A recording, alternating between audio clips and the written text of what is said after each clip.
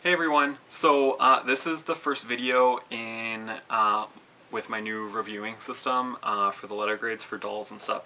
So I will have the full review up on my blog when this video goes up, and the first half of course is going to be all of the stuff that isn't actually the doll. It's more of like the packaging and the price and all of that stuff and how it kind of plays in with my final grading for the doll.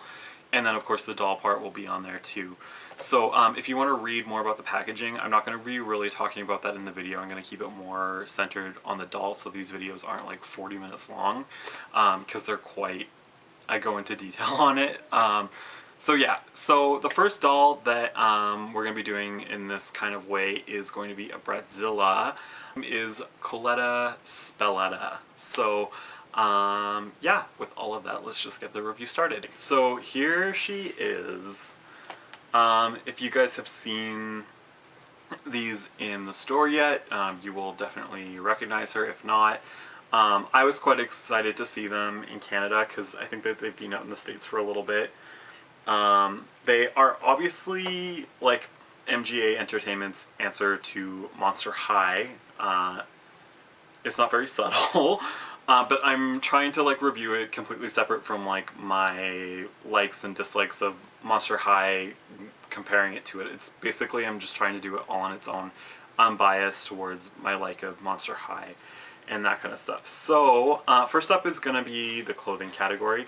So her clothes are, the whole theme of the doll is kind of like she's half one person and half the other. Her magical power is that she can turn into anything, which I think is a little vague, but yeah. So her clothes are this ruched dress with one side has a puffy sleeve, and there's some like little lace detailing on that side, and then yeah, the fabric is kind of weird. It's like this weird faux pleather, faux leather material that I think they could have used something different. I think more of like a spandex material, and I think that it would have looked a lot nicer and maybe made the doll move better. Oh, okay, her stand came out. This is her stand. I'm half impressed with it. I like that it came with the stand, but it's okay of a stand. Yeah. So she has this belt on that kind of looks like would be like a pearl belt or something like that. It's all glittery, it's covered in like white glitter. And then one side it has this like little belt buckle thing, like that. And then the other has like this lasso type of pearl lasso thing on it, chain or whatever. So, and this doesn't have anything to do with the accessories, but one of my main confusions with this doll is kind of like the story that they're trying to tell. They're supposed to be like the witch cousins of Bratz, but they go to like a witch magic school, but they only seem to learn about like fashion and stuff. So I'm not, like, the stuff that's on here is a perfume bottle, a high-heeled shoe, a diamond ring, and a bikini, and it says Magic Academy. So I don't really get it, but you know, it's a toy, so I guess it doesn't have to make complete sense. And then it has this body jewelry part on it. I think it would have been cool if they had just had the body jewelry part and maybe like some of like the chains coming down. This I think is too much right here, and it leaves it looking a little bulky. She of course comes with a cape. This side of the cape I really like. The material is very like cape-ish and it drapes really nice and everything. This side is okay, but the thing is that there's like this weird seam right here. It's kind of like unfinished on one side, and then like underneath too, like you can still see the cut marks and everything on it. Like, I don't know why they just wouldn't fold the seam and sew it down the middle. Like, it might be bulky, but you know, it's not like, I don't know. I just think that it would have looked nicer if they could have done that. So this side of her arm is like a sleeve that goes on. There's like this on it. I'm not a huge fan of like one shoulder dresses. I just think that they're kind of like, it's being done before. What else? She has the two earrings, which are mixed and match. One's a big hoop, and the other is kind of like a dangly thing. Her hair is split, of course, into two different colors. So the side is more of like a darker pink with the black, And then this one's white with light pink. And then her bangs. I actually really like her bangs. And the hair quality is decent for like the colors and stuff that they're using. I think that these colors, they kind of have to use like a middle of the road quality hair just because they can't get it like this pure white if they use like the really nice stuff, I think. I'm not really sure, but that's just my like thing of it. The only thing that I didn't like about the hair was that I guess from being in the box with her head pushed against it, there's this weird like patch in her head that bothers me, but that's just me being like OCD. I really love that her eyes are like inset eyes. I think that they're really pretty and they really add something to the doll's face. Like it just like kind of draws you in right away. Her makeup is very subtle. It's just like one side's like a brown smoky eye and the other side is like a pink one with a brown crease. And then her lipstick, of course, is two different colors. Okay, the boots. Yay for Bratz making a doll with a foot. I am so happy about that. I hated those shoes with the feet, with the knobs and stuff, like, but her shoe, you know, it's a okay shoe. It's just like a scrunchy boot kind of thing. They're really, really soft plastic. They just kind of go like that. One's pink, one is black. Her body, for the most part, is fairly decent. It's kind of weird though because like this is like a soft rubber and it just bends even though it's jointed and stuff. It's just kind of weird. Like why wouldn't they just make it with like a regular plastic?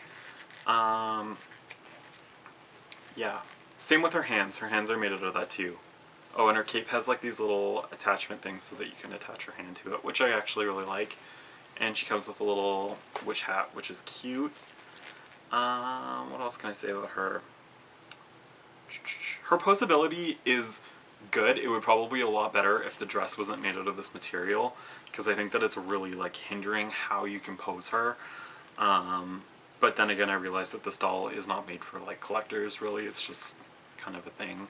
Her price point in Canada was $24.99 before tax, which I think is a good price for this doll. It's not a deluxe doll, and it's not a super basic doll, so it's kind of like in the middle of the road.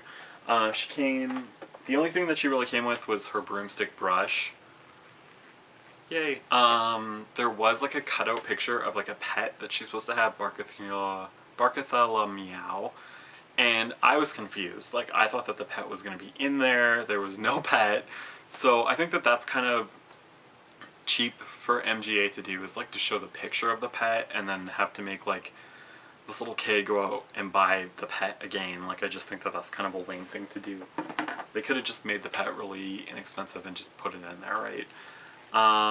So yeah, that's her. My overall grade for her was a B-, which I think is completely fitting. When I broke it down and like added all the numbers up together and found out that like how the number corresponds to the letter, it's a B- for this doll. I think is a good mark and it's really fitting. It's not a super amazing doll and it's not a really bad doll.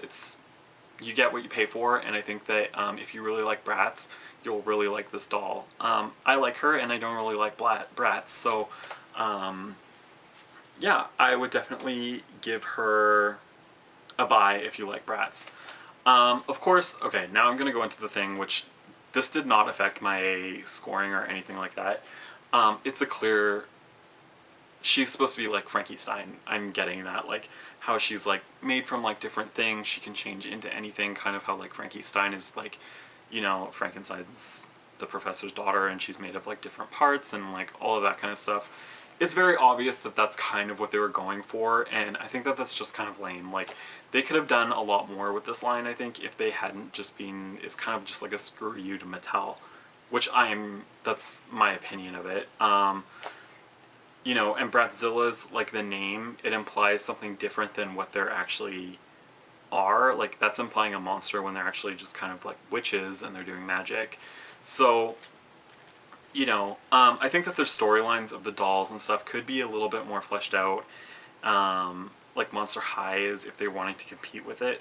I see what they're doing with the price point. They're making them a lower price and very similar to to Monster High to compete with them because they're very popular. The lady at Toys R Us, when I bought her, she was like, these dolls don't stay on the shelves like either of them, they're just like flying off right away.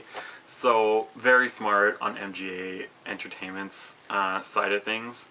But yeah, so I hope you guys like this.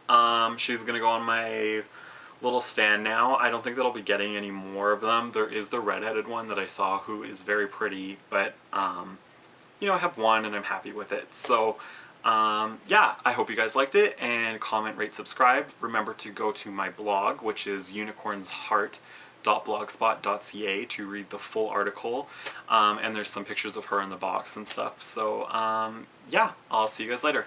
Bye.